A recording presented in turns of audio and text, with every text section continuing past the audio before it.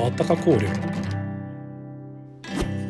Taku arara nā tūronga e waere ki te tairāwhiti. Kia mahi nā rangi te rua i moia i a Raukawa. He ara tautika ki a hau e tū mai nei. E takahi tonu nei i te whenua kia rongo ai tātou i ngā kai o roto, i ngā kakara o roto. A tēnei te whakarei ake. Hei kai, hei hora, kia tātou katoa e te iwi nau mai, haere mai. We're here today with our whānau from Pātaka Taiao. Our kaitiaki of our Taiao spaces here in our tari o Raukawa. Nau mai, tēnā kōrua, tēnā whakamohiotia mai.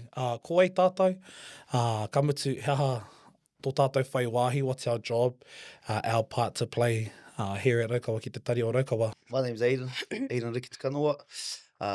Work for Pātaka Taiao in our environmental team as a project advisor.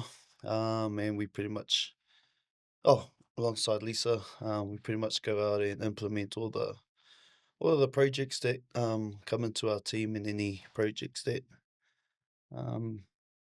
any other whānau or partners, stakeholders want us to engage in. So we go out there and try and bring it to life, I guess.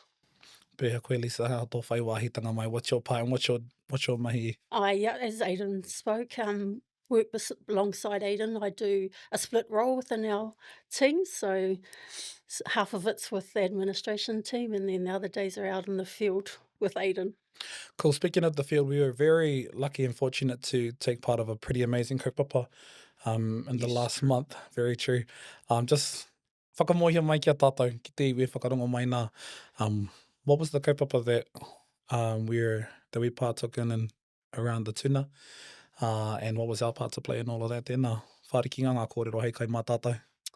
Yes, we did participate in two pretty cool events 2 weeks ago.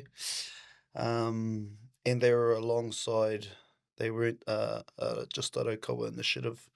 They were a River Iwi collective initiative, and what that is... So with this rōpū, we have 6 different iwi that we work within this rōpū, and I guess it's all in the name. You've got the river, where you'll take care of our awa, so it's along the Waikato and Waipā. And then with iwi, we know our iwis really well, but I think the word that stands out the most for me is the collective. So we work collectively together to take care of the Waikato and Waipā. Cool. So roll us through. Our River Iwi collective came together, and we went on a bit of a hiding and heard quite a bit of kōrero, beginning with a symposium at the beginning of the week. You know, you want to share a little bit of the kōrero about our symposium and who was in attendance at that kaupapa, because I hear that we were fortunate enough to give stories and hear stories from Māori, Indigenous people across the world.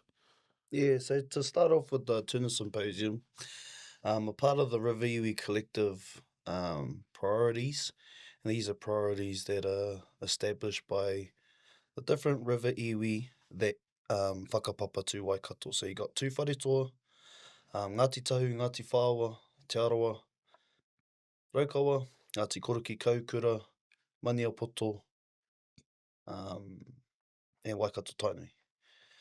Obviously there will be other hapū and iwi out there too. They can say they whakapapa to Waikato, but those are the iwi right now that have collectivised and always open for more. I'll just put that out there. Ka pai, so it's a pretty cool opportunity for River Iwi that belong to a certain part of the awa to come together and give kōrero mo te aha, mo te ora o te iwi, mo te ora o So te at wai. the centre of this River Iwi collective, the priority is tuna. Ne. Kaitiakitanga o ngā tuna. Okay. So I think they found in the past that all of these iwi were doing tuna mahi in their own spaces, but you know there was a need for us to collectivise our knowledge and our mahi and start doing things a bit on a greater scale. And yeah, so without going too deep into that sort of tuna was always at the forefront of this kaupapa. Ka pai, and did that lead to, you know, the symposium being, about wai and awa, but was that the theme of the symposium and the kōrero? Yeah, so one of the main priorities within that Tuna River Iwi collective was knowledge sharing.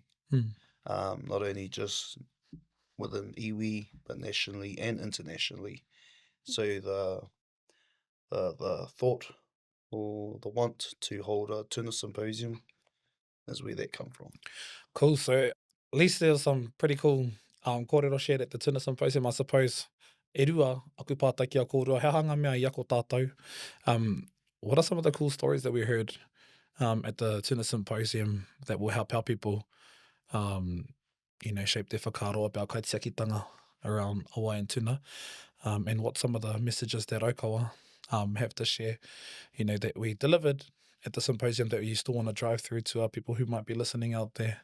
The point of it, Tuna Symposium, was just to share knowledge. So there was just a variety of kaupapa that were spoken about. I think there was around 30 speakers. Some are doing trap and transfers of alvas at different dams, different parts of, at different awa, not just the Waikato. Some are more focused on their wai, water quality, and bringing that back up. Some kōrero around the gold clam pest. Some kōrero were on. Oh, there was a variety of things. But it was just good to hear the many different kaupapa that all pertain around tuna. Just like you can't separate wai from whenua, whenua from rangi, rangi from papa, and all back around again. You can't separate tuna from all of these other environmental kaupapa as well. So it was good to hear how all these other things like pests and gold clams affect tuna as well. So it wasn't just specifically tuna all the time. I'm curious, Lisa, as a person who's been a part of the ohu, who followed in Mahinarangi's footsteps, and he knows that being a key part of connecting our wahine, not only to our tupuna, but to our whenua, what the significance of this mahi is for yourself and for your mokopuna. You've got brand new mokopuna at the moment from your daughters. How te hiranga, what's the significance of the mahi ātuna, or the mahi that Aiden just spoke about for you and your whānau moving forward? Yeah, I guess for me it is, as we work with different iwi and our Indigenous whānau, that we all have that same, would it be a fight, I guess, to actually protect whenua te Taiao. And so as we work with these different rōpū and whanaunga, we get to put our footsteps into their whenua and leave some of ours in their whenua too. So That's a pretty cool whakaaro you laid. There was a beautiful whakaaro laid out by I believe his name is Phil Duncan of the Gamilaroi people, who said that we live in mirrors. And I thought that was a pretty cool whakaaro. We were lucky enough to take our Indigenous people on a haerenga, on a hikoinga, on a whikoinga, to our way, to our awa. And one of the cool, beautiful stories that he shared is that actually it looked like a reflection of a wāhi tapu back home, So I'm curious if there are some mirrors, that were reflected to you in some of the kōrero that we learnt of our Indigenous people. He haha e tahi kura huna, e tahi kura I whākina, something that really stuck with you in the hikoinga or in the symposium, brother. So like you said, with Phil, there was many sites where he could, he was there connecting with the whenua, which is what they're good at, what's a knowledge system and a āhua about our whanaunga over in whenua moemoeā that they hold still. So he was easily able to connect to every site we went to and felt it, So those are the kurahuna that, we're just alike. We're just in different parts of the world. Just like our whānau when we were out on the Waikato. We're just in different parts of the Waikato, but we're all the same, doing the same mahi, trying to do the same thing. So yeah, it was good to hear that for his stories, I guess, as well, and for him to listen to ours. Lisa, what do you think is one of the kōreros that you're happy to share with our whenua moemoeā whānau and our whānau from te whenua honu, that we were happy that kind of stuck with you, a moment in the haerenga and the hikoinga that you hold. Yeah, I guess for me it was when Phil talked about he brought up a picture and it talked about the veins and the heart, and he pertained those to the tribs and to his awa and the lungs. And I think if we do view our awa and te Taiao as a living, breathing entity, then we will only do what's best for her. Mm. Mm. In terms of our mahi um, in terms of our mahi in the awa, and in the whenua and in the Taiao, what's a message that you really hope our people listening takes away, in terms of what attitude you want them to take to our Taiao? Least touched a little bit about it, or what actions you want them to take to our Taiao, speaking on behalf of Raukawa and the mahi we do as kaitiaki o te whenua.